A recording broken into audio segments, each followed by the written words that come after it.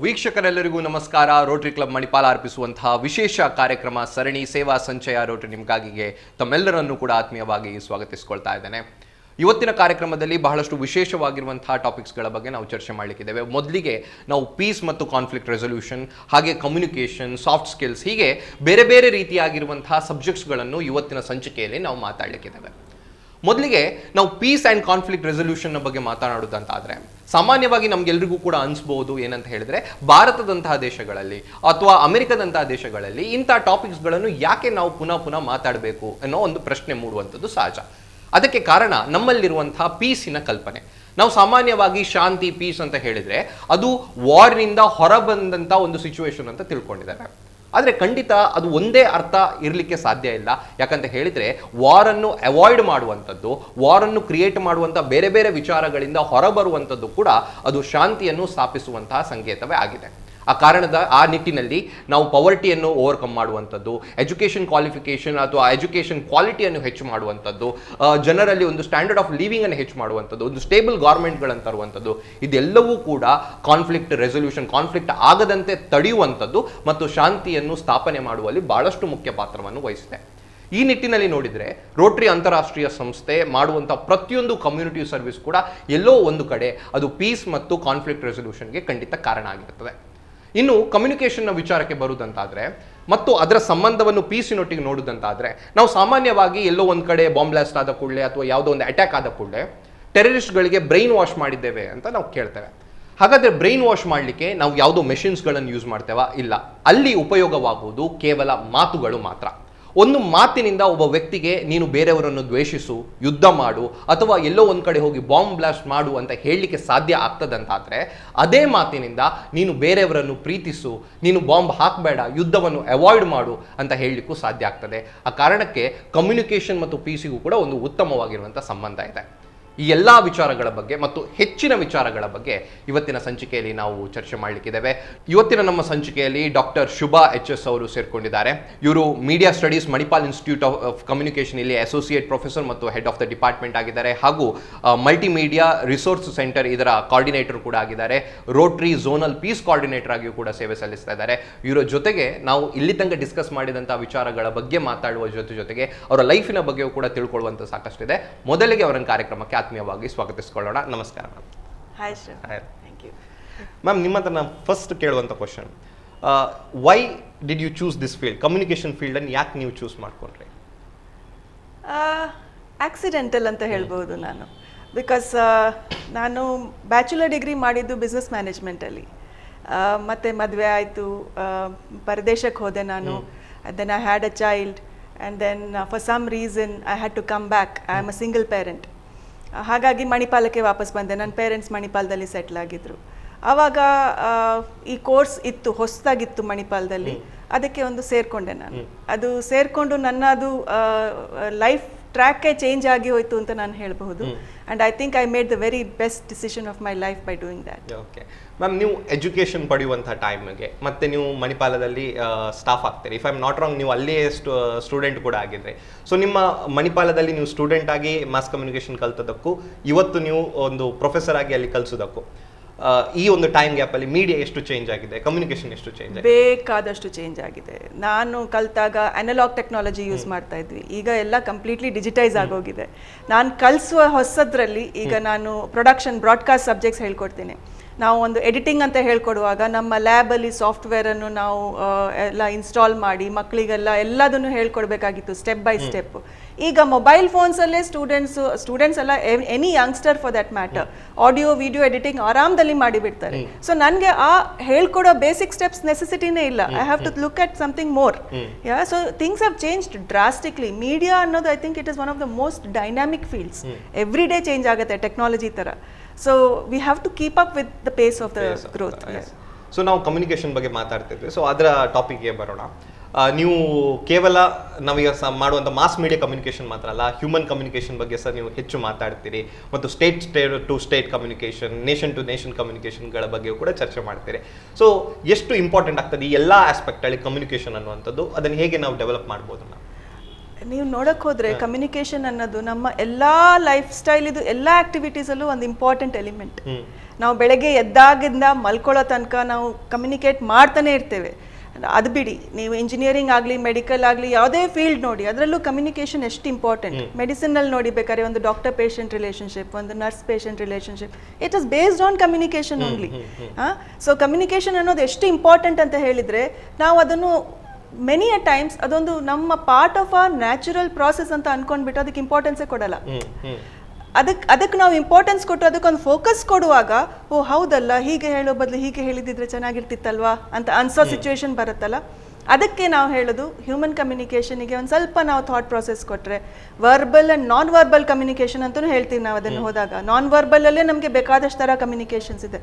So ಅದನ್ನೆಲ್ಲ ನಾವು attention ಕೊಟ್ಟು ಒಂದೊಂದ್ಸತಿ ನೋಡುವಾಗ ನಮ್ಗೆ ಅನ್ಸುತ್ತೆ ಎಷ್ಟೊಂದಿದೆ ಇದರಲ್ಲಿ ಅಂತ. ಕೆಲವ್ರೀಗ just imagine somebody is feeling a little uncomfortable, ನೀವು ಅವ್ರ ತುಂಬ ಹತ್ರ ಹೊಟ್ಟೋದ್ರೆ ಅವ್ರು ಒಂಚೂರು ಹಿಂದಕ್ಕೆ ಹೋಗ್ತಾರೆ. ದಟ್ಸ್ ಕಮ್ಯುನಿಕೇಷನ್, ಅದರಲ್ಲಿ ಮಾತಿರೋದಿಲ್ಲ. But so it's very integral to everything we do in our lives. Okay ma'am, ನಿಮ್ಮ ಬ್ಯಾಕ್ ಟು ಎಜುಕೇಷನಿಗೆ ಬರೋಣ. ನಾವು ಅವಾಗ ಚರ್ಚೆ ಮಾಡಿದ್ವಿ. ಸೊ ನೀವು ಎಜುಕೇಷನಿಗೆ ನಿಮ್ಮ ಎಜುಕೇಷನ್ ಆದಂಥ ವೇ ಅದ್ರ ಬಗ್ಗೆ ಸ್ವಲ್ಪ ನಮಗೆ ಹೇಳ್ಬೋದಾ ಮ್ಯಾಮ್? ಎಲ್ಲೆಲ್ಲ ಎಜುಕೇಷನ್ ಆಯಿತು ಅಂತ? ನಮ್ಮ ತಂದೆ syndicate ಬ್ಯಾಂಕಲ್ಲಿತ್ತು.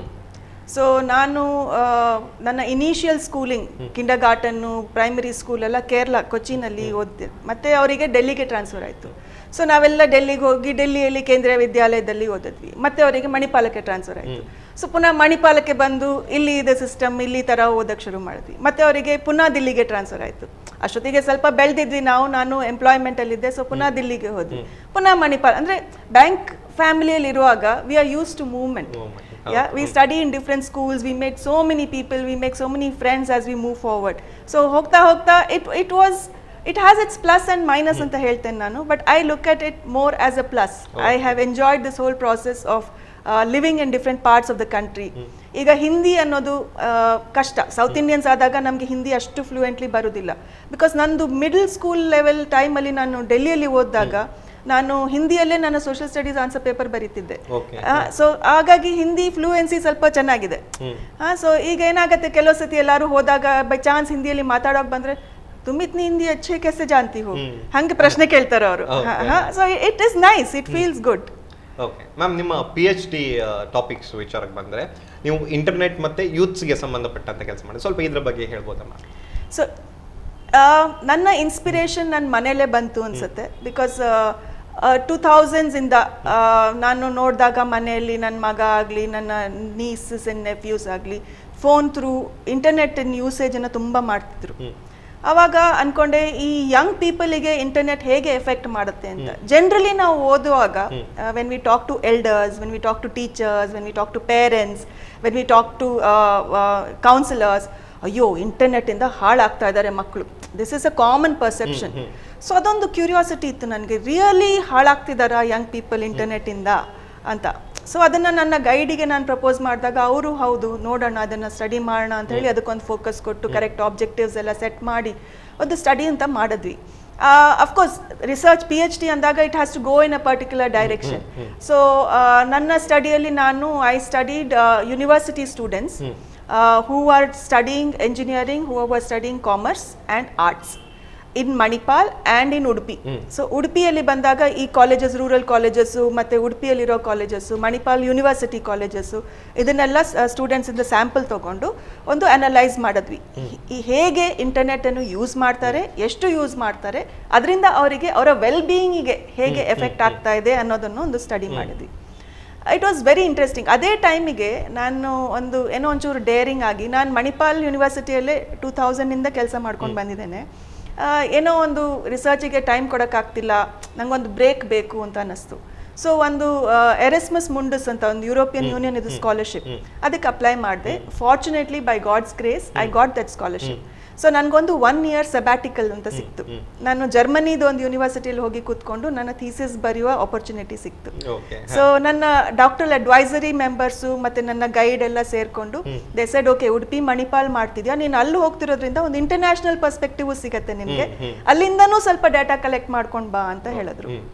So it was very interesting when I was trying to put the data together. This is I am talking about 2014-15 Okay. ಆವಾಗ ನಾನು ಡೇಟಾ ಕಲೆಕ್ಟ್ ಮಾಡಿದ್ದು. ಸೊ ಅವಾಗ ಇನ್ನೂ ಈ ಸೋಷಿಯಲ್ ಮೀಡಿಯಾ ಎಲ್ಲ ಇಷ್ಟೊಂದು ಇಂಪ್ಯಾಕ್ಟ್ ಅಂತ ಇರಲಿಲ್ಲ. ಬಟ್ ಸ್ಟಿಲ್ ಮಣಿಪಾಲದಲ್ಲಿ almost 100% of the students were on social media through their mobile phones. But ನಾನು ಈ ರೂರಲ್ ಸ್ಕೂಲ್ಸು, ಉಡುಪಿ ಕಾಲೇಜಸ್ ಎಲ್ಲ ನೋಡಿದಾಗ ಅಷ್ಟಿರಲಿಲ್ಲ. ಎಷ್ಟು ಇಂಟ್ರೆಸ್ಟಿಂಗ್ ಅಂದರೆ, ಸ್ವಲ್ಪ ರೂರಲ್ ಕಾಲೇಜಿಗೆ ಹೋದಾಗ ಅಲ್ಲಿ ಮಕ್ಕಳ ಹತ್ರ ಮಾತಾಡಿದಾಗ ಕ್ವಶನೇರ್ ಫಿಲಪ್ ಮಾಡಿ ಫೋಕಸ್ ಗ್ರೂಪ್ ಡಿಸ್ಕಷನ್ ಅಂತ ಮಾಡ್ತೀವಲ್ಲ, ಆವಾಗ ಏನು ಹೊರಗಡೆ ಬಂತು ಅಂದರೆ 4-5 ಜನ ಸ್ಟೂಡೆಂಟ್ಸ್ ಸೇರಿ ಒಂದು ಸ್ಮಾರ್ಟ್ ಫೋನಿಗೆ ಡೇಟಾ ಹಾಕೋದು. Because it was also not as cheap as it is now. They pool in money for data in one phone. ಅಲ್ಲಿ ಏನ್ ಬೇಕಾ ನೋಡ್ಕೊಳ್ಳೋದು, ಕ್ರಿಕೆಟ್ ಸ್ಕೋರ್ಸ್ ನೋಡ್ಕೊಳ್ಳೋದು ಆ ಒಂದು ಇನ್ಸ್ಟ್ರೂಮೆಂಟ್ ಅಲ್ಲಿ ಹಂಗೆ ಶೇರ್ ಮಾಡ್ತಿದ್ರು, which was a contrast to what I was seeing in Manipal. Manipal ಅಲ್ಲಿ every one definitely had one smart phone and a tab or a laptop or something and they had multiple internet connections. So ಹಂಗಿದ್ದಾಗ ಎಷ್ಟು ಇವರ life ಅನ್ನು ಅದು consume ಮಾಡ್ಕೊಂಡ್ ಬಿಟ್ಟಿದ್ಯಾ ಅಥವಾ ಇವ್ರು ಅದನ್ನ ಕನ್ಸ್ಯೂಮ್ ಮಾಡ್ತಿದಾರಾ ಅನ್ನೋದೊಂದು it was an interesting search for me. ನೋಡಕ್ ಹೋದ್ರೆ universally they were all using it mainly to connect with their known people, friends ಆಗಲಿ ಫ್ಯಾಮಿಲಿ ಆಗಲಿ, ಒಂದು ಎಲ್ಲಿಗಾರು ಹೋಗೋಣ ಅಂತ ಪ್ಲಾನ್ ಮಾಡೋದಾಗ್ಲಿ ಅದಕ್ಕೆ ಯೂಸ್ ಮಾಡ್ತಿದ್ರು. WhatsApp seem to be the most used app, ಆಯ್ತಾ. But also those people who were information literate, ನಾವು ಈ ತರ ಮಾತಾಡುವಾಗ ಇನ್ಫಾರ್ಮೇಶನ್ ಲಿಟ್ರಸಿ ಅಂತ ಒಂದು ಬರುತ್ತೆ, who are more aware about things ಅಲ್ಲ. So information literate people, youngsters, they seem to consume the internet for their benefit. So it was showing that their quality of life, their positivity of mindset was higher. Yeah, of course we did find one small percentage of young people who were addicted to internet and they needed to be given attention towards that. But majorly it was also seen that internet cannot be the only factor. Internet consumption ಅನ್ನೋದು it has to be studied from a multi-dimensional perspective. ನಾವು ಎಲ್ಲದನ್ನು ಅದಕ್ಕೆ blame ಮಾಡೋಕ್ಕಾಗಲ್ಲ ಅಥವಾ ಅದರ ಥ್ರೂನೇ ನಮ್ಮ ಪ್ರಪಂಚ ಅಲ್ಲ ಅಲ್ವಾ. ಸೊ ಡೈರೆಕ್ಟ್ ಪ್ರಪೋರ್ಷನ್ ಇಲ್ಲ, ಡೈರೆಕ್ಟ್ ರಿಲೇಶನ್ಶಿಪ್ ಇಲ್ಲ ಅವರ ವೆಲ್ ಬೀಯಿಂಗಿಗೂ ಇಂಟರ್ನೆಟ್ ಯೂಸೇಜಿಗೂ. But it was seen that information literate people seem to have better understanding of their own quality of life. They felt good about things that they have, they like, they connect and all that. So the third perspective, ನಾನು ಜರ್ಮನಿಗೆ ಹೋದಾಗ ಅಲ್ಲಿ ಇದ್ದ Indian ಸ್ಟೂಡೆಂಟ್ಸನ್ನು contact ಮಾಡಿ ಇದೇ questions ಅನ್ನು ಕೇಳಿದಾಗ ಅಲ್ಲಿ ಅವರಿಗೆ ಬೇರೆನೇ ಪರ್ಸ್ಪೆಕ್ಟಿವ್ ಸಿಕ್ತು. ಅವ್ರದ್ದು ಸೋಷಿಯೋ ಎಕನಾಮಿಕ್ ಬ್ಯಾಕ್ ಗ್ರೌಂಡ್ ಎಲ್ಲ ಆಲ್ಮೋಸ್ಟ್ ಸಿಮಿಲರ್ ಇತ್ತು ನಮ್ಮ ಇಂಡಿಯನ್ ಸ್ಟೂಡೆಂಟ್ಸಿಗೆ. ಬಟ್ ಅಲ್ಲಿ dependency on the internet was very high. Main thing because they were away from family. So through internet free calls, WhatsApp video calls ಎಲ್ಲ, ಮತ್ತೆ ಎಲ್ಲಿಗಾರು ಹೋದ್ರೆ language translation app ಅದಿಲ್ಲದೆ ಅವರಿಗೆ shopping ಮಾಡ್ಲಿಕ್ಕೂ ಆಗೋದಿಲ್ಲ. ಸೊ ಆ ರೀಸನ್ಸ್ ಇಂದಾಗಿ, so that just shows that it is being used for good purposes. It cannot be negated and said ಇವರು ಇಂಟರ್ನೆಟ್ ಯೂಸ್ ಮಾಡ್ತಾರೆ ಹಾಳಾಗೋದ್ರು. ಮ್ಯಾಮ್, ನೀವು ಹೇಳಿದ್ರಿ ನೀವು 2014 ಸ್ಟಡಿ ಕಂಡಕ್ಟ್ ಮಾಡಿದ್ದು ಅಂತ. ಇವತ್ತಿಗೆ ಡ್ರಾಸ್ಟಿಕ್ ಚೇಂಜ್ ಆಗಿದೆ ಸೋಷಿಯಲ್ ಮೀಡಿಯಾ ಲೈಫಲ್ಲಿ. ಆ್ಯಂಡ್ ಇವತ್ತು ನೀವು ಹೇಳಿದ ಆವಾಗ ಮೆನ್ಷನ್ ಮಾಡಿರುವಂಥ ಪಾಯಿಂಟ್ ಜನ ತುಂಬ ಡೀಪ್ಲಿ ಒಪ್ಕೊಳ್ತಾರೆ, ಮಕ್ಕಳು ಹಾಳಾಗ್ತಿದ್ದಾರೆ ಅಂತ ಹೇಳಿ. ಇವತ್ತಿಗೂ ಅದೇ ಕನ್ಕ್ಲೂಷನ್ ಅನ್ನು ಕೊಡ್ತೀರಾ ಮ್ಯಾಮ್? ಇವತ್ತಿನ ಪರಿಸ್ಥಿತಿ ನಾವು ನೋಡಿದ್ರೆ isn't it different? Because ಈ ಕೋವಿಡ್ ಆದ ಕಾರಣ even small little children are using internet technology to study. So ಅದು ಬೆನಿಫಿಟ್ ಕೊಡ್ತಿರೋದು ಇಸ್ ಮ್ಯಾಸಿವ್. ಅಫ್ಕೋರ್ಸ್ ಕಣ್ಣಿಗೆ strain, the whole concept of too much of screen time ಅದೆಲ್ಲ ಇದ್ದೇ ಇದೆ. Yeah, so I think the parental control should be there when you are looking, and you have to look at it from different age groups and different needs perspective. Yeah, so that is what I would advise. Parental intervention ಬೇಕೇ ಬೇಕು when there is a device in the hands of the students. Okay. Ma'am, ನಾನು continue ಮಾಡ್ತಾ ಹೋಗ್ತೇನೆ ಈ ಒಂದು discussion ಅನ್ನು. So ಇವತ್ತು ನಾವು ಮೀಡಿಯಾವನ್ನು ನೋಡಿದರೆ ಮೀಡಿಯಾಕ್ಕೆ ಒಂದು ತುಂಬ ದೊಡ್ಡ ಎಫೆಕ್ಟ್ ಕೊಡ್ತಿರುವಂಥದ್ದು ಸೋಷಿಯಲ್ ಮೀಡಿಯಾ. ಯಾಕಂತ ಹೇಳಿದರೆ ಇಲ್ಲಿ ಬರುವಂಥ ವಿಚಾರಗಳು ತುಂಬ ಡೈಲ್ಯೂಟ್ ಆಗಿ ಅಲ್ಲಿಗೆ ಹೋಗುವಂಥ ಪಾಸಿಬಿಲಿಟೀಸ್ ಇರ್ತದೆ.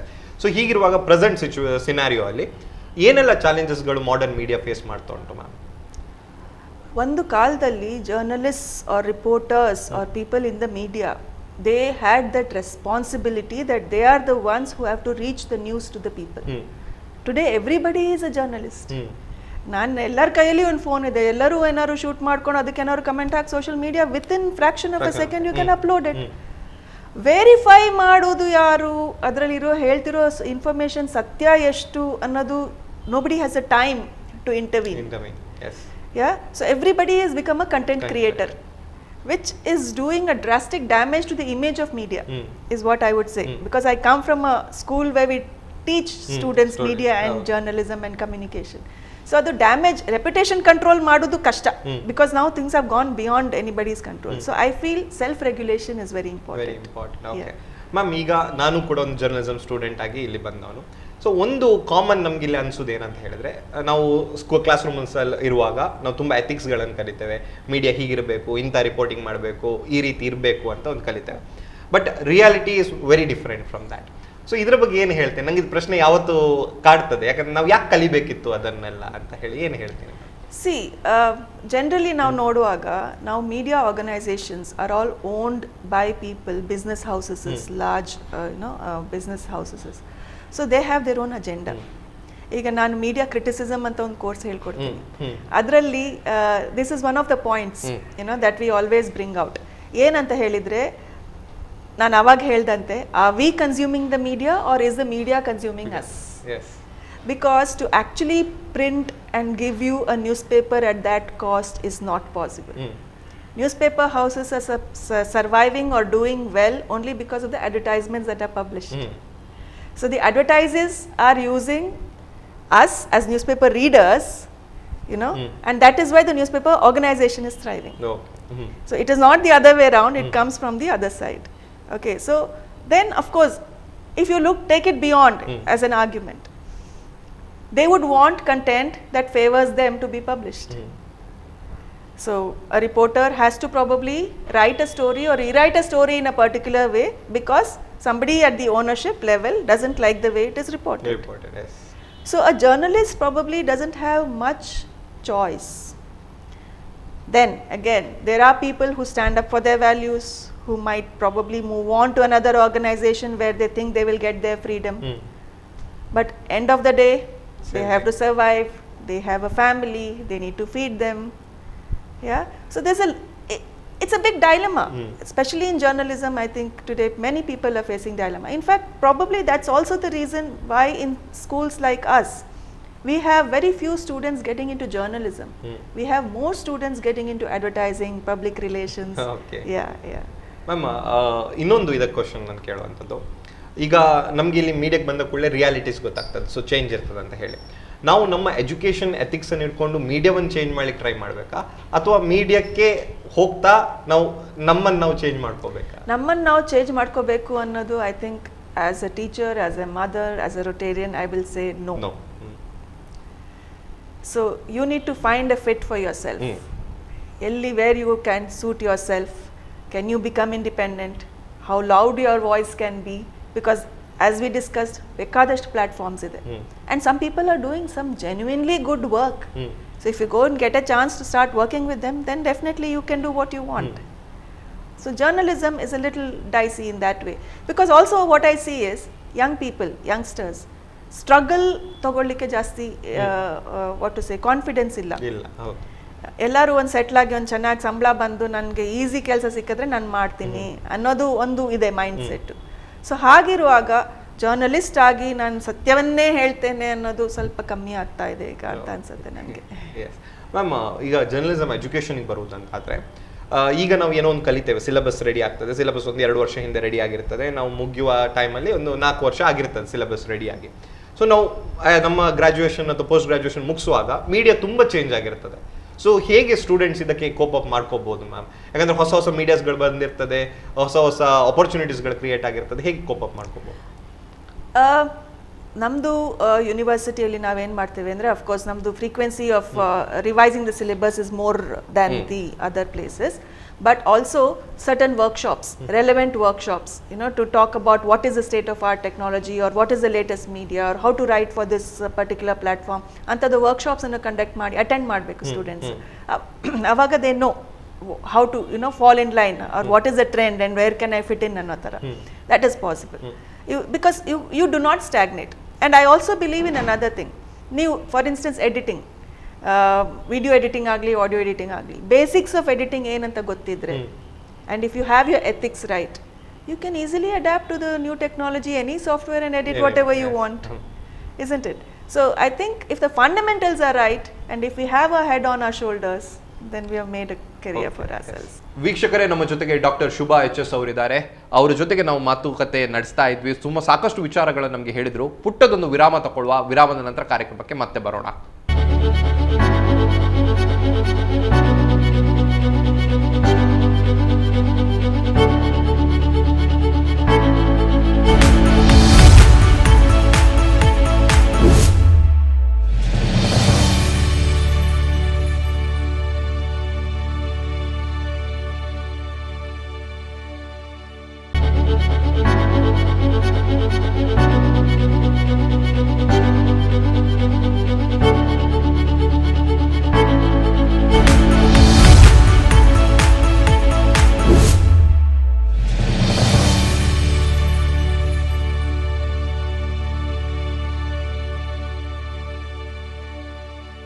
ವಿರಾಮದ ಬಳಿಕ ಕಾರ್ಯಕ್ರಮಕ್ಕೆ ಆತ್ಮೀಯವಾಗಿ ಸ್ವಾಗತಿಸಿಕೊಳ್ತಾ ಇದ್ದಾರೆ. ನಮ್ಮ ಜೊತೆಗೆ ಡಾಕ್ಟರ್ ಶುಭಾ HS ಅವರಿದ್ದಾರೆ. ಅವರ ಜೊತೆಗೆ ಮಾತುಕತೆ ಮುಂದುವರಿಸೋಣ. ನಿಮ್ಮ ಕಾಲೇಜ್ ಇನ್ಸ್ಟಿಟ್ಯೂಷನ್ ಬಗ್ಗೆ ಮಾತಾಡ್ತಾ ಇದ್ರೆ ತುಂಬ ಜನ ಆಸ್ಪೈರಿಂಗ್ ಜರ್ನಲಿಸ್ಟ್ ನಮ್ಮ ಶೋ ನೋಡ್ತಿರ್ಬೋದು. ಸೊ ಈಗ ನಿಮ್ಮ ಇನ್ಸ್ಟಿಟ್ಯೂಷನಲ್ಲಿ ಸೀಟ್ ತಗೋಬೇಕು ಅಂತ ಹೇಳಿದ್ರೆ ಯಾರಿಗೆಲ್ಲ ಆಪರ್ಚುನಿಟಿ ಉಂಟು? ಅಂದರೆ ಅವರ ಗ್ರಾಜುಯೇಷನಲ್ಲಿ ಅವ್ರು ಏನು ಮಾಡಿರಬೇಕು, ಮತ್ತು ಗ್ರಾಜುಯೇಷನ್ ಕೂಡ ಉಂಟಲ್ಲ ನಿಮ್ಮದು, ಅಂದರೆ ಹಿಂದಿನ ಎಜುಕೇಷನ್ ಏನಿರಬೇಕು, ಮತ್ತು ಹೇಗೆ ನೀವು ಅದು ಅಪ್ರೋಚ್ ಆಗ್ಬೋದು? ಮಾಹೆಯಲ್ಲಿ ಅಡ್ಮಿಷನ್ ತಗೊಳ್ಳೋದಾದರೆ ಜಾನ್ ಅಷ್ಟೊತ್ತಿಗೆ ನಮ್ಮದು ಆನ್ಲೈನ್ ಅಪ್ಲಿಕೇಶನ್ಸ್ ಓಪನ್ ಆಗುತ್ತೆ. ನಾವು ನಮ್ಮಲ್ಲಿ BA ಮೀಡಿಯಾ ಆ್ಯಂಡ್ ಕಮ್ಯುನಿಕೇಷನ್ ಇದೆ, MA ಮೀಡಿಯಾ ಆ್ಯಂಡ್ ಕಮ್ಯುನಿಕೇಷನ್ ಇದೆ, ಮತ್ತು BSc ಆ್ಯನಿಮೇಷನ್ ಅಂತ ಒಂದು ಕೋರ್ಸ್ ಇದೆ, ಮತ್ತು ಕೆಲವು ಪೋಸ್ಟ್ ಗ್ರಾಜುಯೇಟ್ ಡಿಪ್ಲೊಮಾ ಕೋರ್ಸಸ್ ಇದೆ, ಸ್ಪೋರ್ಟ್ಸ್ ಕಮ್ಯುನಿಕೇಷನ್ನು, ಕಾರ್ಪೊರೇಟ್ ಕಮ್ಯುನಿಕೇಷನ್ ಅಂತದ್ದು. ಒಂದು ಡ್ಯುಯಲ್ ಡಿಗ್ರಿ ಪ್ರೋಗ್ರಾಮ್ ಅಂತ ಆಫರ್ ಮಾಡ್ತೇವೆ. 1 year in film art and film making. ಅದು 1 year the student studies here with us. Second year ಅವ್ರು ಪ್ಯಾರಿಸಿಗೆ ಹೋಗಿ ಒಂದು ಪಾರ್ಟ್ನರ್ ಫಿಲ್ಮ್ ಸ್ಕೂಲಲ್ಲಿ ಫಿಲ್ಮ್ ಮೇಕಿಂಗ್ ಕಲಿತಾರೆ. ಸೊ ಈ ಥರ ಆ್ಯಂಡ್ ಆಲ್ಸೋ ಈಗ PhD ಪ್ರೋಗ್ರಾಮ್ಸು ನಡೀತಾ ಇದೆ ನಮ್ಮಲ್ಲಿ. ಸೊ ನಮ್ಮ BAಗೆ ಒಂದು ಕಾಮನ್ ಎಂಟ್ರೆನ್ಸ್ ಎಕ್ಸಾಮ್ ಇರುತ್ತೆ.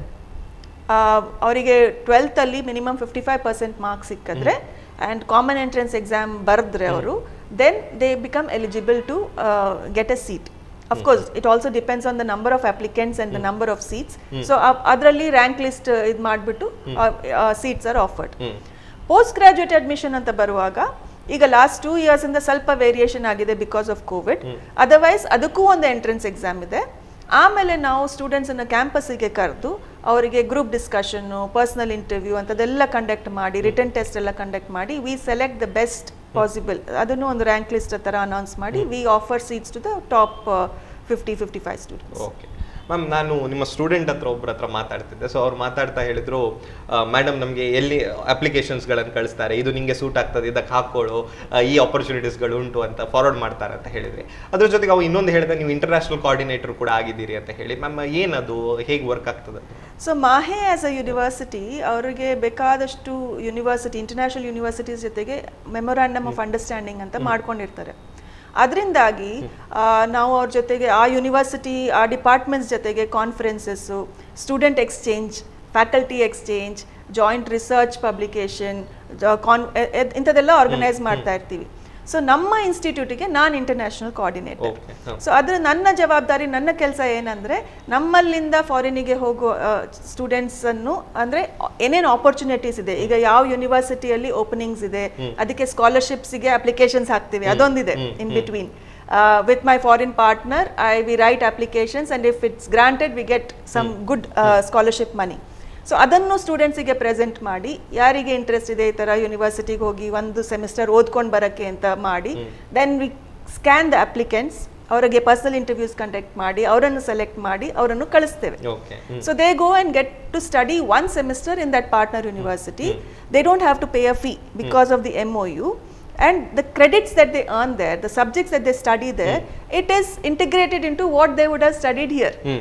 So illidu course completion agtade, one international exposure sigtade, and a scholarship. I think that is something that you can be proud of all your life as a student. Definitely. Yeah, so these kind of opportunities are available. Intadu nan maduvanta ಅಂದ್ರೆ ತುಂಬಾ ಜನರಿಗೆ ನಮಗೆ ಆಸೆ ಇರ್ತದೆ foreign ಹೋಗಿ ಕಲಿಬೇಕು, ಅಲ್ಲಿಂದ degree ಬೇಕು ಅಂತ. This is the easiest way. Yes, this is one easy way, because ಹೋಗಿ ಕಲಿಯೋದು, ಇದ್ದು 2 ವರ್ಷ ಫೀಸ್ ಕೊಟ್ಟು ಕಲಿಯೋದು, ಇಂಥದ್ದೊಂದು ಆಪರ್ಚುನಿಟಿ ಸಿಗೋದು ಇಸ್ ವೇ ಡಿಫರೆಂಟ್. ಅದು ಎಕ್ಸ್ಪೆನ್ಸಿವ್, ಅಫೋರ್ಡ್ ಮಾಡಿ ತುಂಬಾ ಟೈಮ್ ಆಗಲ್ಲ. ಓಕೆ ಮ್ಯಾಮ್, ಇನ್ನೊಂದು ನಮ್ಗೆ ಗೊತ್ತಾಯ್ತು ಏನಂತ ಹೇಳಿದ್ರೆ BBC ಯ ಜೊತೆಗೆ ನಿಮ್ಮ ಟೈ ಅಪ್ ಇರುವಂತದ್ದು, ಅದ್ರ ಬಗ್ಗೆ ಸ್ವಲ್ಪ. Okay, recently I was chosen, probably the only one, actually the only one from Mahe, to be trained by BBC and two organizations. They are called Data Leads and Internews anta. ಈ ಮೂರು organisation ಸೇರಿ they are on a drive to create awareness about fake news. So training ಕೊಟ್ಟರು, ಒಂದು ಇಂಡಿಯಾದಿಂದ 40 ಜನನು ಒಟ್ಟು ಹಾಕಿ ನಮಗೆ training ಕೊಟ್ಟರು ಅವರು. That we were trained on how to identify fake news, and then we have to go reach out to schools, target students from 9th standard to 2nd PUC, andre 9th, 10th, 11th, 12th, and train them on how to identify fake news. So it's called BBC Young Reporter India project anta. So ನಾನು training ತಗೊಂಡೆ. I have reached out to a few schools here, and I have also conducted the training for those students. And very interestingly, BBC gives a certificate to all the participating students for this. And it's a very interesting thing. ಇದರಲ್ಲಿ ತುಂಬಾ academic ಅಂತ ಇಲ್ಲ, it's more about general knowledge, general awareness. So students also very excitedly participate in this kind of a workshop. And it is very easy because ನಮ್ಮ ಫೋನಲ್ಲೇ ನಾವು scan ಮಾಡಿ search ಮಾಡ್ಬೋದು, ಇದು ಟ್ರೂ ನ್ಯೂಸಾ ಫೇಕ್ ನ್ಯೂಸಾ ಅಂತ. ಅಂಡ್ ಏನೋ ಒಂದು ಥ್ರಿಲ್ ಸಿಗತ್ತೆ. ಅದನ್ನೊಂದು ಫೇಕ್ ಅಂತ ನಾವು ಡಿಬಂಕ್ ಮಾಡಿಬಿಟ್ರೆ, ನಾನು ಐಡೆಂಟಿಫೈ ಮಾಡಿದ್ದು ಅದನ್ನ ಅಂತ ಮಕ್ಕಳು ಹೇಳುವಾಗ ಖುಷಿ ಆಗ್ತದೆ. ಅದು ಮತ್ತೆ then they teach their parents, they teach their siblings. So ಹೀಗೆ the word spreads, and then see also now again because of COVID ಏನಾಗಿದೆ, everything is on our mobile. Our life is through our mobile. Education ಆಗಲಿ, life ಆಗಲಿ, information ಆಗಲಿ, ಎಲ್ಲ ಇದರಿಂದನೇ ಬರ್ತಿದೆ. ನಮ್ಮ ವಾಟ್ಸಪ್ಪಲ್ಲೇ ನಾವು ನೋಡಿದ್ರೆ ನಮಗೆ ದಿಸಕ್ಕೆ ಎಷ್ಟು ಥರ ಇನ್ಫಾರ್ಮೇಷನ್ ಬರುತ್ತೆ, ಅದರಲ್ಲಿ ಎಷ್ಟು ಸತ್ಯ ಎಷ್ಟು ಸುಳ್ಳು ಗೊತ್ತಿಲ್ಲ ನಮಗೆ. ಸೊ ಇಂಥದ್ದೇನಾದ್ರು ಒಂದು ಸ್ಕಿಲ್ ಸಿಕ್ಕಿದಾಗ, ಇಫ್ ಏನಾದ್ರು ಒಂಚೂರು ಡೌಟ್ ಆದಾಗ, if we check whether it is fake or real and identify that it is fake, I am sure it can be taken forward. ಅದು ಒಂದ್ಸತಿ ನಮಗೆ ಅದು ಸಿಕ್ಕಿದ್ರೆ then we can definitely promote it to others. So ಆ ಪ್ರಾಜೆಕ್ಟಲ್ಲಿ ನಾನು participate ಮಾಡ್ತಾ ಇದ್ದೀನಿ ಈಗ. So I have already done workshops at 2 schools and 2 more are happening in the next month. Okay ma'am, ಇವತ್ತು ತುಂಬ ದೊಡ್ಡ ಚಾಲೆಂಜ್ ಮೀಡಿಯಾಕ್ಕೆ ಇರೋದು ಅಂತ ಹೇಳಿದ್ರೆ ಈ ಫೇಕ್ ನ್ಯೂಸ್ ಇದು. ಯಾಕಂತ ಹೇಳಿದ್ರೆ ಎಲ್ಲವೂ ಕೂಡ ಎಲ್ಲಿ ಯಾವುದು ಟ್ರುತ್ ಯಾವುದು ಫಾಲ್ಸ್ ಅಂತ ಗೊತ್ತಾಗಲ್ಲ. ಹಿಂದೆ ನ್ಯೂಸ್ ಪೇಪರಲ್ಲಿ ಏನೋ ಬಂದು, ನ್ಯೂಸ್ ಚಾನಲ್ ಏನೋ ಬಂದು ಜನ ನಂಬ್ತಿದ್ರು, ಬಟ್ ಇವತ್ತು ಆ ನಂಬಿಕೆಯೂ ಕೂಡ ಹೊರಟು ಹೋಗಿದೆ. ಹೀಗಿರುವಾಗ ಈ ಒಂದು ಮಾಸ್ ಹಿಸ್ಟೀರಿಯಾ ಏನು ಫೇಕ್ ನ್ಯೂಸ್ ಕ್ರಿಯೇಟ್ ಮಾಡ್ತು ಅದು ಎಷ್ಟು ಡೇಂಜರಸ್ ಆಗ್ತದೆ ಮ್ಯಾಮ್? ಸಿಕ್ಕಾಪಟ್ಟೆ dangerous. Because people blindly believe what comes. ಏನು ಗೊತ್ತಾ, ರಿಟರ್ನ್ ಇನ್ಫಾರ್ಮೇಷನನ್ನು ಅಷ್ಟು ನಾವು ಬಿಲೀವ್ ಮಾಡಿದ್ರು, ನೋಡಿದ್ದನ್ನು ನಂಬೋದು ಸತ್ಯ ಅನ್ನೋದು ತುಂಬ ಜನಕ್ಕಿದೆ ಅದು. And people don't think twice before forwarding it. So ಅದರಿಂದಾಗಿ ಅದು ಸ್ಪ್ರೆಡ್ ಹೀಗೆ ಆಗ್ತದೆ, and it can just catch like wild fire. So it's very risky, and therefore people should be cautious about what they are consuming as the information that's coming specially through WhatsApp. Okay ma'am, ಈಗ ನಮ್ಗೆ ಏನೋ ಒಂದು information ಬರ್ತದೆ WhatsApp R Facebook through, ಅದನ್ನು ನಾವು ಕರೆಕ್ಟಾ ಅಥವಾ ಅದು ಫಾಲ್ಸ್ ಅಂತ ಹೇಳಿ ಇಮಿಡಿಯೇಟ್ಲಿ ಹೇಗೆ ಅದನ್ನು ಐಡೆಂಟಿಫೈ ಮಾಡ್ಬೋದು ಮ್ಯಾಮ್? ಆನ್ಲೈನಲ್ಲೇ ನಿಮಗೆ ಗೂಗಲ್ ಇಮೇಜಸ್ಸಿಗೆ ಹೋದರೆ ರಿವರ್ಸ್ ಇಮೇಜ್ ಸರ್ಚ್ ಅಂತ ಒಂದಿರುತ್ತೆ ಗೂಗಲಲ್ಲೇ. ಅದಕ್ಕೆ ಫೋಟೋ ಆಗಲಿ ಅಥವಾ ಫೋಟೋದು ಒಂದು ಸ್ಕ್ರೀನ್ಶಾಟ್ ಏನಾದ್ರು ತೆಗೆದು ಅದಕ್ಕೆ ಹಾಕಿ ನೋಡಿ. ಅದು there are some websites which gives you the result immediately. So ತಕ್ಷಣ ಅಂದರೆ ಮಾಡಬೇಕು ಅನ್ನೋ ಇಂಟೆನ್ಷನ್ ಇದ್ರೆ information is available, you can do it. Okay ma'am, ನೀವು ಮತ್ತೆ ಮಲ್ಟಿಮೀಡಿಯಾ ರಿಸೋರ್ಸ್ ಸೆಂಟರಲ್ಲಿಯೂ ಕೂಡ ಕೋಆರ್ಡಿನೇಟರ್ ಆಗಿದ್ದೀರಿ. ಇಲ್ಲಿ ಯಾವ ರೀತಿ ಕೆಲಸಗಳಾಗ್ತದೆ ಮ್ಯಾಮ್? ನಿಮ್ಮ ಇನ್ವಾಲ್ವ್ಮೆಂಟ್ ಹೇಗುಂಟಿಲ್ಲಿ? ಸೊ ಮಾಹೆಯಲ್ಲಿ ಒಂದು 4-5 ವರ್ಷದಿಂದ ತುಂಬ ಸೆಂಟರ್ಸ್ ಅಂತ ಓಪನ್ ಮಾಡ್ತಾ ಇದ್ದಾರೆ. ನಮ್ಮ previous vice chancellor doctor Vinod Bhat ಅವರು ಎನ್ಕರೇಜ್ ಮಾಡಿ, ನೀವೇನಾದರೂ ಬಿಯಾಂಡ್ ಅಕಾಡೆಮಿಕ್ಸ್ ಮಾಡೋದಿದ್ರೆ ಮಾಡಿ ಅಂತ ಹೇಳಿ ಕಾಲ್ ಕೊಟ್ಟಾಗ ಮಲ್ಟಿಮೀಡಿಯಾ ರಿಸೋರ್ಸ್ ಸೆಂಟರ್ ಅಂತ ನಾನೊಂದು ಪ್ರಪೋಸ್ ಮಾಡಿದೆ. ಅದು ಮೊದಲಿಂದನೂ ನಮ್ಮ ಕ್ಯಾಂಪಸ್ಸಲ್ಲಿ ಸ್ಟುಡಿಯೋಸ್ ಇದೆ, ಸೌಂಡ್ ಲ್ಯಾಬ್, TV ಲ್ಯಾಬ್ ಅಂತ ನಾವು ತುಂಬ ಪ್ರೊಡಕ್ಷನ್ಸ್ ಎಲ್ಲ ಮಾಡ್ತಾ ಇರ್ತೀವಿ. ಸೊ ಯೂನಿವರ್ಸಿಟಿಗೂ ತುಂಬ ಆಡಿಯೋ ವಿಷುವಲ್ ಪ್ರೊಡಕ್ಷನ್ಸ್ ಎಲ್ಲ ಮಾಡ್ತೀವಿ, ಬೇರೆ ಬೇರೆ ಇನ್ಸ್ಟಿಟ್ಯೂಟ್ಸಿಗೂ ಮಾಡಿಕೊಡ್ತಾ ಇರ್ತೀವಿ. ಸೊ ಅದನ್ನೆಲ್ಲ ಒಂದು ಕಾಂಪ್ರಿಹೆನ್ಸಿವ್ ಆಗಿ ಒಟ್ಟು ಮಾಡಿ ಒಂದು ಸ್ಟ್ರೀಮ್ ಲೈನ್ ಮಾಡೋಣ ಇಂಟೆನ್ಷನಲ್ಲಿ ಪ್ರಪೋಸ್ ಮಾಡಿದೆ. ಇದರಿಂದಾಗಿ ಬೇಕಾದಷ್ಟು ಆಪರ್ಚುನಿಟೀಸ್ ನನಗೂ, like for instance you are sitting and conducting my interview. ನಾವು ಪ್ರೊಫೈಲ್ಸ್ ಈಗ ಮಾಹೆಯಲ್ಲಿ ನ್ಯೂ ಇಯರ್ ಅವಾರ್ಡ್ಸ್ ಅಂತ ಮಾಡ್ತಾರೆ ಪ್ರತಿ ವರ್ಷ. 5 ಜನ ಅವಾರ್ಡಿ, 4 ಜನ ಅವಾರ್ಡಿ ಇರ್ತಾರಲ್ಲ, ಅವರನ್ನು ಇಂಟ್ರೊಡ್ಯೂಸ್ ಮಾಡಲಿಕ್ಕೆ ಒಂದು 6 ನಿಮಿಷದ ಫಿಲ್ಮ್ ಅಂತ ಮಾಡ್ತೀವಿ ನಾವು. ಸೊ ಅವರ ಬಗ್ಗೆ ಮಾತಾಡಲಿಕ್ಕೆ ಒಂದು 7-8 ಜನನ ಹತ್ರ ಹೋಗಿ ಇಂಟರ್ವ್ಯೂ ಮಾಡ್ತೀವಿ. ಸೊ ಹಾಗೆ 5 ಜನ, ಈಚ್ ಪರ್ಸನ್ ಅಟ್ಲೀಸ್ಟ್ 5 ಅಂತ ಹೇಳಿದ್ರೆ I have already met 25 people. And then we write the script for it, we edit the video, and we make a profile film for that function. It's a fantastic experience, and I also love production, and I have a very good team with me. So our team ಜೊತೆಗೆ ಎಲ್ಲ ಸೇರ್ಕೊಂಡು ತುಂಬ ಚೆನ್ನಾಗಿ we enjoy doing this production work. Ma'am ಪುನಃ ನಾನು ನಿಮ್ಮ students ಹತ್ರ ಮಾತಾಡುವಾಗ ಅವ್ರು ಒಂದು ಹೇಳಿದ್ರು, ಮೇಡಮ್ ಹತ್ರ ರೇಡಿಯೋ ಬಗ್ಗೆ ಕೇಳಬೇಕು, ಅವರ ಹೆಚ್ಚು ಇಂಟ್ರೆಸ್ಟ್ ಆ ಫೀಲ್ಡಲ್ಲಿ ಉಂಟು ಅಂತ ಹೇಳಿ. ಸೊ ನಾನು ನಿಮಗೆ ಯಾಕೆ ರೇಡಿಯೋ ಸ್ಪೆಸಿಫಿಕಲಿ ಅಷ್ಟು ಇಂಟ್ರೆಸ್ಟ್ ನೀವು ವಹಿಸ್ತೀರಿ ಮ್ಯಾಮ್? ನಾನು ಮಣಿಪಾಲ್ ಇನ್ಸ್ಟಿಟ್ಯೂಟ್ ಆಫ್ ಕಮ್ಯುನಿಕೇಷನ್ಗೆ ಓದ್ತಿದ್ದಾಗ first director doctor Leela Rao ಅಂತ ಇದ್ರು. ಅವರು she was a radio person. ಅವರು ನನಗೆ ಇಮಿಡಿಯೇಟ್ಲಿ ನಾನೊಂದು ಪ್ರಾಜೆಕ್ಟಲ್ಲಿ ಕೆಲಸ ಮಾಡೋಕ್ಕೆ ಶುರು ಮಾಡಿದೆ MIC-ನಲ್ಲೇ. ಆವಾಗ ಅವ್ರು ರೇಡಿಯೋ ಹೇಳ್ಕೊಡ್ತಿದ್ರು, ಅವ್ರ ಜೊತೆಗೆ ನನ್ನ ಕ್ಲಾಸಿಗೆ ಕರ್ಕೊಂಡೋಗಿ ನನಗೆ ತುಂಬ ಟ್ರೈನ್ ಮಾಡಿದ್ರು ಅವರು. ಮತ್ತು ಅವರಿಗೆ ಕಮ್ಯುನಿಟಿ ರೇಡಿಯೋ ಅನ್ನೋದೊಂದು ಕಾನ್ಸೆಪ್ಟಲ್ಲಿ ತುಂಬ ಬಿಲೀಫ್ ಇತ್ತು. ಹಾಗಾಗಿ ನಾವು ಕಮ್ಯುನಿಟಿ ರೇಡಿಯೋಗೆ ತುಂಬ ವರ್ಕ್ಶಾಪ್ಸ್ ಕಂಡಕ್ಟ್ ಮಾಡಿದ್ವಿ. ಇಂಟರ್ನ್ಯಾಷನಲ್ ರಿಸೋರ್ಸ್ ಪರ್ಸನ್ಸ್ನೆಲ್ಲ ಇಲ್ಲಿ ಕರೆಸಿ, ಇಲ್ಲಿ ಸಾಧಾರಣ 30 ಜನನ ಒಟ್ಟು ಮಾಡಿ ವರ್ಕ್ಶಾಪ್ಸ್ ಎಲ್ಲ ಕಂಡಕ್ಟ್ ಮಾಡ್ತಿದ್ವಿ. ಸೊ ಹಾಗಾಗಿ ರೇಡಿಯೋದಲ್ಲಿ ತುಂಬ involvement. So training the trainers manual ಅಂತ ಒಂದು ಮಾಡಿದ್ವಿ ನಾವಿಲ್ಲಿ ಕಮ್ಯುನಿಟಿ ರೇಡಿಯೋಗೆ, ಅದರಲ್ಲೂ ನಾನು ಪಾರ್ಟಿಸಿಪೇಟ್ ಮಾಡಿದೆ. ಹಾಗಾಗಿ ಏನೋ ಒಂದು interest, and it's a very unique medium ಅಂತ ಅನ್ಸುತ್ತೆ ನನಗೆ. ಬಿಕಾಸ್ ಟೆಲಿವಿಷನ್ ಆದರೆ ಅದೊಂದು it limits everything to the frame that is visible to the viewer. ರೇಡಿಯೋದಲ್ಲಿ ನಾವು ವರ್ಡ್ಸ್ ಹೇಳಿದಾಗ, ಏನಾದ್ರು ಎಕ್ಸ್ಪ್ಲೇನ್ ಮಾಡಿದಾಗ, the listener can imagine what they can imagine out of what I am telling. So that creates a world of meaning beyond what a television screen can show. So ಹಾಗಾಗಿ ಅದಕ್ಕೇನೋ ಒಂದೊಂದು special attachment ಅಂತ ಒಂದಿದೆ ರೇಡಿಯೋಗೆ. So radio courses ಈಗ right ನಾವು also I am teaching radio news and production ಅನ್ನೋ ಕೋರ್ಸನ್ನು teach ಮಾಡ್ತಾ ಇದ್ದೀನಿ. ಮ್ಯಾಮ್ ಇನ್ನೊಂದು ನಿಮ್ಮ ಸ್ಟಡೀಸ್ ಬಗ್ಗೆ ಬಂದರೆ ಜೆಂಡರ್ ಆ್ಯಂಡ್ ಮೀಡಿಯಾ ಇದ್ರ ಬಗ್ಗೆ ಕೂಡ ಸ್ಟಡೀಸನ್ನು ನಡೆಸಿದ್ದೀರಿ. ಸೊ ಇದ್ರ ಬಗ್ಗೆ ಸ್ವಲ್ಪ ಏನಂದರೆ ಅದೇ ಮೇಡಮ್ ಇರುವಾಗಲೇ ನಾನು first job at MIC was a project. ಅದು ಒಂದು ಇಂಟರ್ನ್ಯಾಷನಲ್ ಪ್ರಾಜೆಕ್ಟ್ ಇತ್ತು. ಅದು it was about gender and media, women and media particularly. So ಅವಾಗ ಅದಕ್ಕೆ ರಿಸರ್ಚ್ ಮಾಡೋದು, ವರ್ಕ್ಶಾಪ್ಸ್ ಕಂಡಕ್ಟ್ ಮಾಡೋದು, portrayal of women in media ಅಂತ ಒಂದು ಇಟ್ಕೊಂಡು ನಾವು used to go to different places. ಇಲ್ಲಿ ಪಂಚಾಯತ್ಸ್ ಆಗಲಿ ಅಥವಾ ಡಿಫ್ರೆಂಟ್ ಗ್ರೂಪ್ಸ್ ಆಗಲಿ, ಕಾಲೇಜ್ ಆಗಲಿ, ಬೇರೆ ಬೇರೆ ಕಡೆ ಹೋಗಿ how are women portrayed in the mass media ಅನ್ನೋದೊಂದು ವರ್ಕ್ಶಾಪ್ ಕಂಡಕ್ಟ್ ಮಾಡ್ತಿದ್ವಿ. ಸ್ಟೀರಿಯೋ ಟೈಪಿಂಗು ಅಂಥದ್ದೆಲ್ಲ ಕಾನ್ಸೆಪ್ಟ್ಸ್ ಬರ್ತದೆ ಇದರಲ್ಲಿ. And most people even now are not aware.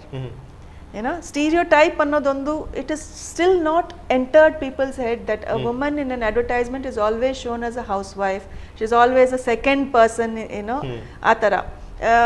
So ಬೇಕಾದಷ್ಟು ಈ ಥರ ಎಕ್ಸಾಂಪಲ್ಸ್ ತೊಗೊಂಡು ಆಕ್ಟಿವಿಟೀಸ್ ಕಂಡಕ್ಟ್ ಮಾಡಿ from that time till about I think before COVID workshops ಎಲ್ಲಾದರೂ ಚಾನ್ಸ್ ಸಿಕ್ಕಿದ್ರೆ ಯಾರು ಕರೆದ್ರೆ we go and conduct workshops on portrayal of women in media. Also as part of that I was part of a larger project called Global Media Monitoring Project anta. Adenanta helidre on one particular day every 5 years all over the world, more than 80 countries, they will monitor the news media on that one particular day. Okay, and then there are these forms where we fill up each news story, television, radio, print, ene agli. So women idu en paatra ide, hegide, enide anta, and then it comes out as a report. Bartade online ಅಲ್ಲಿ ಸಿಗ್ತದೆ ನಿಮಗೆ. ಅದು ಮಾಡಲಿಕ್ಕೆ ನಾನು 2 ವರ್ಷ participate ಮಾಡಿದ್ದೆ. ಹಾಗಾಗಿ ಅದಕ್ಕೆ again special attention always goes to that, because we always see even now more than 80% of the people in news are men. Okay, and in the remaining 20% who are women, adrallunu yaar bartare, sports person, film star, politician, inta women. Common woman is nowhere visible in the news media. Yeah, so intadella concepts annu avaga discuss ಮಾಡ್ತೇವೆ ನಾವು students ಹತ್ರ ಎಲ್ಲ. So that is what is about gender and media and my attachment to it. Ma'am ಈಗ ಇವತ್ತಿಗೆ ನಾವು ನಿಂತು ನೋಡೋದಂತಾದರೆ ಯಾವ ಫೀಲ್ಡಲ್ಲಿ ಒಂದು ಸ್ಕೋಪ್ ಉಂಟು ಅಂತ ಹೇಳಿದ್ರೆ ಖಂಡಿತವಾಗಿ ಯಾವುದರಲ್ಲೂ ಇಲ್ಲ. ಯಾಕಂದ್ರೆ ನಾರ್ಮಲ್ ಆಗಿ ನಾವು ಗ್ರಾಜುಯೇಷನ್ ಮಾಡಿ ಬಂದ ಕೂಡಲೇ ನಮಗೆ ಜಾಬ್ ಅಂತೂ ಇಮಿಡಿಯೇಟ್ಲಿ ಸಿಗೋದಿಲ್ಲ. ಸೊ ಅಂಥ ಟೈಮಲ್ಲಿ ತುಂಬ ಇಂಪಾರ್ಟೆಂಟ್ ಆಗುವಂಥ ನಮ್ಮ ಸಾಫ್ಟ್ ಸ್ಕಿಲ್ಸ್ಗಳು, ನಮ್ಮ ಪಬ್ಲಿಕ್ ಸ್ಪೀಕಿಂಗ್ ಸ್ಕಿಲ್ಸ್ಗಳು. ಸೊ ಇದ್ರ ಬಗ್ಗೆ ತುಂಬ ಕೆಲಸ ನೀವು ಮಾಡಿದ್ದೀರಿ. ಸೊ ಅದು ಸ್ವಲ್ಪ ನಮಗೆ ಹೇಳಿ ಮ್ಯಾಮ್. ಅದು ಐ ಥಿಂಕ್ ಒಂದು ಪ್ಯಾಷನ್ ಅಂತ ಮುಂದೆ ಶುರು ಆದದ್ದು. ಮಾಹೆಯಲ್ಲೇ HR ಡಿಪಾರ್ಟ್ಮೆಂಟ್ ಥ್ರೂ ಮಾಹೆ ಸ್ಟಾಫಿಗೆ ಅಥವಾ ಬೇರೆ ಬೇರೆ ಗ್ರೂಪ್ಸಿಗೆ ಸ್ಟೂಡೆಂಟ್ಸಿಗೆ ಮಾಡ್ತಾನೆ ಇದ್ದೆ. ಬೇರೆ organisations, local organisations about again 2 years back, little bit before Covid started, ನಮ್ಮ ಟ್ರಾಫಿಕ್ ಪೊಲೀಸಿಗೆ ಅಥವಾ ಡಿಫ್ರೆಂಟ್ ವಿಮೆನ್ಸ್ ಗ್ರೂಪಿಗೆ ಈ ಸಾಫ್ಟ್ ಸ್ಕಿಲ್ಸ್ ಬಗ್ಗೆ ಒಂದು ಟ್ರೈನಿಂಗ್ ಕೊಡ್ತೇವೆ. ಹೇಗೆ ಕಮ್ಯುನಿಕೇಟ್ ಮಾಡೋದು, what is communication, what is non verbal communication, ಏನಿದ್ರೆ ಅದ್ರದ್ದು ಏನು ಅರ್ಥ ತಗೊಳ್ಬಹುದು ಜನ, ಯಾವ ಥರ ಅರ್ಥ ತಪ್ಪಾಗ್ತದೆ, ಯಾವ ಥರ. Because if we are conscious of these things then we will not do it to others. ಈಗ ಒಂದು ಪಬ್ಲಿಕ್ ಸ್ಪೇಸಲ್ಲಿ ಈಗ ನೀವು ಸ್ಟೇಷನ್ ಅಥವಾ ಏರ್ಪೋರ್ಟಲ್ಲಿ ನೀವು ಒಬ್ಬರೇ ಇದ್ದೀರಾ ಅಂದ್ಕೊಳ್ಳಿ. So you might be thinking about something and looking in one direction. ಅಲ್ಲಿ they might be somebody, lady or someone who is feeling very conscious thinking that you are staring at her. You are probably not. So but she doesn't know. Okay, so if you are conscious about this thought, you may probably not look in any direction, or you might look in a direction where there is no one present. So these kind of things are what we discuss when I do these soft skill workshops. Ma'am, ಇನ್ನು ರೋಟ್ರಿಯ ಬಗ್ಗೆ ಬರೋಣ. ರೋಟ್ರಿಯ ವಿಚಾರಕ್ಕೆ ಬಂದರೆ ನಮಗೆ mainly ಇಲ್ಲಿ ಮಾತಾಡಬೇಕಾಗಿರೋದು ನಿಮ್ಮ ತಂದೆಯವ್ರ ಬಗ್ಗೆ, HNS Rao ಅವ್ರ ಬಗ್ಗೆ. ಯಾಕಂದರೆ ಬ್ಯಾಂಕಿಂಗ್, ಎಜುಕೇಷನ್, ರೋಟ್ರಿ ಇದೆಲ್ಲದರಲ್ಲೂ ಕೂಡ ಒಂದು ಪ್ರಾಮಿನೆಂಟ್ ಹೆಸರು ಅವರು. ಆ್ಯಂಡ್ ರೋಟ್ರಿಯಲ್ಲಿ ಗ್ಲೋಬಲ್ ಗ್ರ್ಯಾಂಟ್ನ ವಿಚಾರಕ್ಕೆ ಬಂದರೂ ಕೂಡ ತುಂಬ ಅಥೆಂಟಿಕ್ ಆಗಿ ಇನ್ಫಾರ್ಮೇಷನ್ ಇದ್ದದ್ದು ಅವರಿಗೆ ಅನ್ನೋ ನಮ್ಗೆ ತಿಳಿತು. ಸೊ ಅವರ ಬಗ್ಗೆ ಸ್ವಲ್ಪ ಹೇಳಿ, ಅವರ ಇನ್ವಾಲ್ವ್ಮೆಂಟ್ ವಿತ್ ರೋಟ್ರಿಯ ಬಗ್ಗೆ ಸ್ವಲ್ಪ ಹೇಳಿ. ನಮ್ಮ ತಂದೆ 1982 ಫಸ್ಟ್ ಟೈಮ್ ಟ್ರಾನ್ಸ್ಫರ್ ಆಗಿ, ಫಸ್ಟ್ ಟೈಮ್ ಅಲ್ಲ, ಹಿಸ್ ಸೆಕೆಂಡ್ ಟೈಮ್, ಬಟ್ ನಮ್ಮನ್ನೆಲ್ಲ ಮಕ್ಕಳೆಲ್ಲನೆಲ್ಲ ಕರ್ಕೊಂಡು ಮಣಿಪಾಲಕ್ಕೆ ಬಂದದ್ದು ಟ್ರಾನ್ಸ್ಫರ್ ಆಗಿ 1982 ಅಲ್ಲಿ. 1984 ಅಲ್ಲಿ ಅವರ superior in Syndicate Bank mister BB Shetty ಅಂತಿದ್ರು. ಅವರು ಇವರಿಗೆ ಹೇಳಿದ್ರಂತೆ, ಬಾ ನೀನು ರೋಟ್ರಿ ಕ್ಲಬ್ ಸೇರ್ಕೋ ಅಂತ. ನಾನು ಅವಾಗಿನ್ನೂ 6-7 ಸ್ಟ್ಯಾಂಡರ್ಡ್ ಹುಡುಗಿ, ಅಷ್ಟು ಪ್ರಪಂಚದ ಜ್ಞಾನ ಇಲ್ಲ. ಬಟ್ ಹೌದಾ ಅಂತ ಅವ್ರು ಹೋಗ್ತಿದ್ರು. ತಿಂಗಳಿಗೊಂದ್ಸತಿ ಫ್ಯಾಮಿಲಿ ಮೀಟಿಂಗ್, ವ್ಯಾಲಿ ವ್ಯೂ, ಹಳೇ valley view, you may not even imagine how it was. ಅಲ್ಲಿ ಫ್ಯಾಮಿಲಿ ಮೀಟಿಂಗ್, ಅಲ್ಲಿಗೆ ಹೋಗುದಂದ್ರೆ ವ್ಯಾಲಿ ವ್ಯೂ ಅಲ್ಲಿ ಊಟ ಸಿಗ್ತದೆ ಅಂತ ಹೋಗುದು. ಮತ್ತೆ ಅಲ್ಲಿಗೆ ಹೋದ್ರೆ ಮಣಿಪಾಲ್ ಸಣ್ಣ ಊರು, ಸೊ ಎವ್ರಿಬಡಿ ವಾಸ್ ನೋನ್. ಇಲ್ಲ ಶಾಲೆಯಲ್ಲಿ ಫ್ರೆಂಡ್ಸ್, ಸೀನಿಯರ್ ಜೂನಿಯರ್ ಕ್ಲಾಸ್ಮೇಟ್ಸು, ಇಲ್ಲ ಬೇರೆ ರೋಟ್ರಿಯಲ್ಲಿ ಸಿಗುವಂಥವ್ರು. ಅಲ್ಲಿ ಮಕ್ಕಳದು ಆಟ ಅಂದ್ರೆ ಆಟ, ಅಲ್ಲಿ ಓಡೋದು ಇಲ್ಲಿ ಓಡೋದು, ಊಟ ಮಾಡ್ಕೊಂಡು ಮನೆಗೆ ಬರೋದು. ಸೊ ಏನೋ ಒಂದು ಖುಷಿ ರೋಟ್ರಿಗೆ ಹೋಗೋದು ಅಂತ.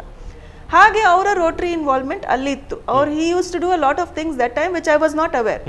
ಬಟ್ ನಾನೊಂದು 10th 11th PUCಗೆ ಬರುವಾಗ ನಮ್ಮ ಮನೆಯಲ್ಲಿ ಮೀಟಿಂಗ್ಸ್ ಆಗ್ತಿತ್ತು ತುಂಬ, ರೊಟೇರಿಯನ್ಸ್ ಅವರ ಆ ಟೀಮ್ ಇದು. ಫಾರ್ ಇನ್ಸ್ಟೆನ್ಸ್ MGM ಕಾಲೇಜಲ್ಲಿ ನಮ್ಮ ಶೈಲಾ ಮೇಡಮ್ ಇದ್ರಲ್ಲ, ಬಂದಿದ್ದಾರೆ ಪ್ರೋಗ್ರಾಮಿಗೆ. ಅವರ ಹಸ್ಬೆಂಡ್ ಡಾಕ್ಟರ್ PN ಶ್ರೀನಿವಾಸರಾವ್ ಅಂತ, ಆಪ್ಥಮಾಲಜಿಸ್ಟ್. ಅವರು ಒಂದು ಐ ಕ್ಯಾಂಪ್ ಮಾಡ್ತಿದ್ರು. ಅದಕ್ಕೆ more than 100 patients used to come from all over Udupi, Mangalore, stay in MGM college for 11 days. ಇವರು ಅವರಿಗೆ ಕ್ಯಾಟ್ರಾಕ್ಟ್ ಸರ್ಜರಿ ಮಾಡಿ ಲಾಸ್ಟಿಗೆ ಕನ್ನಡಕ ಬೇಕಾದವರಿಗೆ ಕನ್ನಡಕ ಕೊಟ್ಟು ಮನೆಗೆ ಕಳಿಸ್ತಿದ್ರು. ಈ ಮೀಟಿಂಗ್ಗಳಾಗುವಾಗ ಬಾ ಒಂಚೂರು ನನಗೆ ಬರ್ಕೊಡು ಅಂತ ನಾವು, ಆವಾಗ ನನಗೆ ಏನು ರಿಯಲೈಸ್ ಆಯ್ತಂದ್ರೆ, ಇವರು ಈ ಸುತ್ತಮುತ್ತಲ ಇರೋ ಸ್ಪೋರ್ಟ್ಸ್ ಕ್ಲಬ್ಬು, ಯುವಕರ ಸಂಘ ಅಂಥವರಿಗೆಲ್ಲ ಪತ್ರ ಬರೆಯೋದು, ಹೀಗೀಗೆ ಇಂಥ ದಿವಸ ನಾವು ಇದು ಮಾಡ್ತಾ ಇದ್ದೇವೆ, ನಿಮ್ಮಲ್ಲಿ ಗೊತ್ತಿರೋರು ಯಾರು ಇದ್ರೆ ಅವರನ್ನಲ್ಲಿ ಕರ್ಕೊಂಡು ಬನ್ನಿ ಅಂತಲ್ಲೇ ಮೇಲರ್ಸ್ ಅಲ್ಲೇ 100 ಜನ ಬರ್ತಿದ್ರು. ಅಂದ್ರೆ ನನ್ಗೇನೋ ಒಂದು ಉತ್ಸಾಹ, ನಾನು ಒಂದು ಸಣ್ಣ ಲೆಟರ್ ಅಡ್ರೆಸ್ ಬರ್ದೋದಕ್ಕೆ ಯಾರೋ ಬಂದಿದಾರಲ್ಲ ಅಂತ. ಮತ್ತೆ ಅದು ಆಗುವಾಗ ಡೈಲಿ ನಾವು ಅಲ್ಲಿಗೆ ಹೋಗುದು, ಸಂಜೆ ಮೇಲೆ ಅಲ್ಲೇ ಹೋಗುದು, ಪೇಷಂಟ್ ಪಾರ್ಟಿ ಜೊತೆ ಮಾತಾಡ್ತಾ ಕೂತ್ಕೊಳ್ಳೋದು, ನಾವು ಮಕ್ಕಳೆಲ್ಲ ಸೇರಿ ಏನಾದರೂ ಅವರಿಗೆ ಎಂಟರ್ಟೈನ್ಮೆಂಟ್ ಮಾಡೋದು, ಅವ್ರ ಜೊತೆ ಊಟ ಮಾಡಿ ಮನೆಗೆ ಬರೋದು. 10 ದಿವಸ ಮುಗಿಯುವಾಗ ಅವ್ರ ಮನೆಗೆ ಹೋಗುವಾಗ ಅಳ್ತಿದ್ರು, ಮನೆಗಿಂತ ಚೆನ್ನಾಗಿ ನೋಡ್ಕೊಳ್ತಿದ್ದೀರಲ್ಲ ನೀವು, ಮನೆಗೆ ಹೋಗ್ಬೇಕಾ ಅಂತ. ಸೊ ಇದು ಪ್ರತಿ ವರ್ಷ ಆಗ್ತಿತ್ತು. ಮತ್ತೆ ನೋಡಿದ್ರೆ ಸ್ಲೋಲಿ ಉಡುಪಿ ಕೃಷ್ಣ ಮಠದ ಹತ್ರ ಈಗ ಅದು part of the queue complex ಮಾಡಿದ್ದಾರೆ, ಬಟ್ ಅಲ್ಲೊಂದು ಟಾಯ್ಲೆಟ್ ಬ್ಲಾಕ್ ಇತ್ತು. ಅದು ಸಹ ಒಂದು ರೋಟರಿ ಪ್ರಾಜೆಕ್ಟ್ ಇತ್ತು, ಅಪ್ಪ ಮಾಡಿದ್ದು. ಅಂದ್ರೆ ಇನಿಷಿಯೇಟಿವ್ ತಗೊಂಡಿದ್ದು ಅಪ್ಪ ಮಾಡಿದಂದ್ರೆ along with a lot of other Rotarians. ನನ್ನ ನೆನಪೇನಂದ್ರೆ ನಮ್ಮ ತಂದೆ ಇನ್ವಾಲ್ವ್ ಆಗಿದ್ರಲ್ಲ, ಹಾಗೆ ಹೇಳ್ತಾ ಇದ್ದೀನಿ ನಾನು. ಸೊ ಅದು ಕಟ್ಟಿಸಿ ಟೂರಿಸ್ಟ್ ಬಂದವರಿಗೆ ಹೆಲ್ಪ್ ಆಗಲಿ ಅಂತ ಅದನ್ನು ಮಾಡಿದ್ರು. ಮತ್ತೆ ನೋಡಿದ್ರೆ ಬೇಕಾದಷ್ಟು ಸ್ಕೂಲ್ಸ್ಗಳಿಗೆ ಡೆಸ್ಕ್ ಬೆಂಚು, ಬೋರ್ಡು, ರೂಮ್ಸಿಗೆ ಪ್ರಾಪರ್ ಏನೋ ಬಿದ್ದೋಗಿರೋ ಸಿಮೆಂಟು, ರೂಫ್ ಇಲ್ಲದೆ ಇರೋವಂಥದ್ದು, ಹ್ಯಾಂಡ್ ವಾಷಿಂಗಿಗೆ ಇದು equipment, drinking water setup, solar lights, ಎಷ್ಟೋ ಮನೆಗಳಿಗೆ solar lights through global grants. So he was so deeply involved in doing these kind of activities. ಅಂದರೆ ನನಗೆ ಈಗ ನೆನೆಸ್ತದೆ, ನಾನು I should have done more with him ಅಂತ. But he did a lot. ಅವರ ಆಫೀಸ್ಗೆ ಹೋಗ್ತಿದ್ರು, office until he passed away last year, he was going to office. ನಾವು ಮನೆಯಲ್ಲಿ ಯಾವಾಗಲೂ ಹಾಸ್ಯ ಮಾಡೋದು, ಅದು ನಿಮ್ಮ ಆಫೀಸಲ್ಲ, ಅದು ರೋಟರಿ ಆಫೀಸ್ ಅಂತ. ಮ್ಯಾಮ್, ಅದರ ಜೊತೆಗೆ ನಿಮ್ಮ ಇನ್ವಾಲ್ವ್ಮೆಂಟ್ ಯಾವಾಗದಿಂದ ಸ್ಟಾರ್ಟ್ ಆಯಿತು? ನಿಮ್ಮ ಜರ್ನಿ ರೋಟರಿ ಒಟ್ಟಿಗೆ ಹೇಗಿತ್ತು? ಐ ಜಾಯಿನ್ ಮಚ್ ಲೇಟ್ ಅಂತ ಹೇಳ್ಬೋದು ನಾನು. 2003-04 ಅಲ್ಲಿ ಡಾಕ್ಟರ್ ಗೌರಿ ಅವರು ಮತ್ತು ಇಂದಿರಾ ರಾವ್ ಅಂತ MJCಯಲ್ಲಿ ನನ್ನ ಟೀಚರ್ ಆಗಿದ್ದರು, ಅವರು ರೋಟರಿ ಕ್ಲಬ್ಬಲ್ಲಿದ್ದರು. ಸೊ ನನ್ನ ಅಪ್ಪನ ಮಗಳಾಗಿ ಇಂದಿರಾರಾವ್ ಮೇಡಮಿಗೆ ನಮ್ದು ವೀಕ್ಲಿ ಬುಲೆಟಿನ್ ಎಲ್ಲ ಮಾಡಿ ಕೊಡ್ತಿದ್ದೆ. ಬಟ್ ಅವರು ಫೋರ್ಸ್ ಮಾಡಿದ್ರು, ಇಲ್ಲ ನೀನು ಸಹ ಮೆಂಬರ್ ಆಗಲೇಬೇಕು ಅಂತ. ಸೊ ಸೇರ್ಕೊಂಡಿದ್ದೆ. 5-6 ಅಲ್ಲಿ ಡಾಕ್ಟರ್ ಗೌರಿ ಪ್ರೆಸಿಡೆಂಟ್ ಆದರು, ನನ್ನನ್ನು ಸೆಕ್ರೆಟರಿ ಅಂತ ಸೆಲೆಕ್ಟ್ ಮಾಡಿಕೊಂಡ್ರು. ಸೊ ಆವಾಗದಿಂದ ಏನೋ ಒಂದು ಒಳಗೆ ನುಗ್ಗಿ ಮಾಡ್ತಾರೆ ಅಂತ ಹೇಳ್ತಾರಲ್ಲ, ಅಫ್ಕೋರ್ಸ್ ಬೇರೆಯವ್ರು ಮಾಡಿದಷ್ಟು ನಾನು ಏನೂ ಮಾಡಲ್ಲ, ನನಗೆ ಆದಷ್ಟು ನನ್ನ ಕೈಯಿಂದ ಏನು ಮಾಡ್ಲಿಕ್ಕೆ ಆಗ್ತದ. I have held positions like I been a treasurer, I been a vice president, I been a secretary, I been a club service director. Last year I was editor. So ಇಂಥದ್ದೆಲ್ಲ ಮಾಡ್ತೇನೆ, ಚೂರು ಏನೇನಾಗ್ತದೋ ಮಾಡ್ತೇನೆ. ಮ್ಯಾಮ್, ಈಗ ನಿಮ್ಮ present position ಅದು piece ನ related ಆಗಿ ಉಂಟು. ಸೊ ಈ ಪೀಸ್ ಅಂಡ್ ಕಾನ್ಫ್ಲಿಕ್ಟ್ ಮತ್ತೆ ರೋಟರಿ ಇದ್ರ ಬಗ್ಗೆ ಸ್ವಲ್ಪ ಹೇಳಿ, ಹೇಗೆ ಅದು ಕನೆಕ್ಟಿವ್ ಆಗಿ ಉಂಟು ಅಂತ. So you very beautifully put it in the beginning. Peace and conflict ಅಂತ ನಾವು ಹೇಳಿದ ಕೂಡಲೇ ಅಥವಾ ನಾವು ಆ ವರ್ಡ್ಸ್ ಕೇಳಿದ ಕೂಡಲೇ ನಮಗೆ ಈ war torn zone, Syria, Afghanistan ಇಂಥದ್ದೇ ಕಾಣುತ್ತೆ ನಮಗೆ ಮೈಂಡಿಗೆ, because media is fed us with so much images about that. But ನಾವು ನೋಡಿದ್ರೆ ನಮ್ಮ ಸುತ್ತಮುತ್ತ ನಮಗೆ ನಾವೆಲ್ಲರೂ ಆ್ಯಕ್ಚುಲಿ ಅಟ್ ಎನಿ ಟೈಮ್ ನಾವು ಪೀಸ್ ಅನ್ನೊಂದು ಹುಡುಕ್ತಾ ಇರ್ತೇವೆ. ಆ್ಯಂಡ್ ಆ್ಯಸ್ ರೊಟೇರಿಯನ್ಸ್ ನಾವೇನು ಪ್ರಾಜೆಕ್ಟ್ಸ್ ಮಾಡ್ತೇವೆ, ನಾವು ಸ್ಕೂಲ್ಸಿಗೆ ಹೋಗಿ ಡಿಕ್ಷನರಿ ಅಥವಾ ಅಟ್ಲಾಸ್ ಕೊಡ್ತೇವೆ, ಅಥವಾ ಮೆಡಿಸಿನ್ಸ್ ಕೊಡ್ತೇವೆ, ಅಥವಾ ಈಗ ಕೋವಿಡ್ ಟೈಮಲ್ಲಿ ಬೇರೆ ಏನೋ ಕೊಡ್ತೇವೆ. ಯಾರಿಗೋ ಏನೋ ಇಲ್ಲದೆ ಇರುವಂಥದ್ದು ಅಥವಾ ಕಷ್ಟದಲ್ಲಿ ಸಿಗುವಂಥದ್ದನ್ನು ನಾವು ಫೆಸಿಲಿಟೇಟ್ ಮಾಡಿ ಕೊಡುವುದೊಂದು ಏನೋ ಒಂದು ರೋಟ್ರಿದೊಂದು ಮೂವ್ಮೆಂಟಲ್ಲಿ ಅದಾಗ್ತದೆ. So that itself actually reduces the gap between the haves and the have-nots. So idu ontara creating peace and ending conflict annodondu ಒಂದು thought process. So adu that means every Rotarian is playing the role of conflict resolution and creating peace. ನನಗೆ ಈ ವರ್ಷ ಈ zone ನಮ್ಮ Rotary zone 4 ಇದು coordinator ಅಂತ ಕೊಟ್ಟರು. So ಇದರಲ್ಲಿ ಅಫ್ಕೋರ್ಸ್ ಇದೆ ಇಂಥದ್ದೇ ಥಾಟ್ ಪ್ರಾಸೆಸ್ ಎಲ್ಲ ಇತ್ತು. ಬಟ್ ವೆರಿ ಇಂಟ್ರೆಸ್ಟಿಂಗ್ಲಿ ನಮ್ಮ ಪ್ರೆಸಿಡೆಂಟ್ ಡಾಕ್ಟರ್ ವಿರೂಪಾಕ್ಷ ದೇವರಮನೆ ಅವರು, he is part of an organisation which is called parenting for peace. ಆ ಗ್ರೂಪ್ ಇದೇನು ಬಿಲೀಫ್ ಅಂತ ಹೇಳಿದರೆ, ನಾವು ಮನೆಯಲ್ಲೇ ನಮ್ಮ ಮಕ್ಕಳನ್ನು ಒಂದು ಚಂದದಲ್ಲಿ ಬೆಳೆಸಿದ್ರೆ, ಇಫ್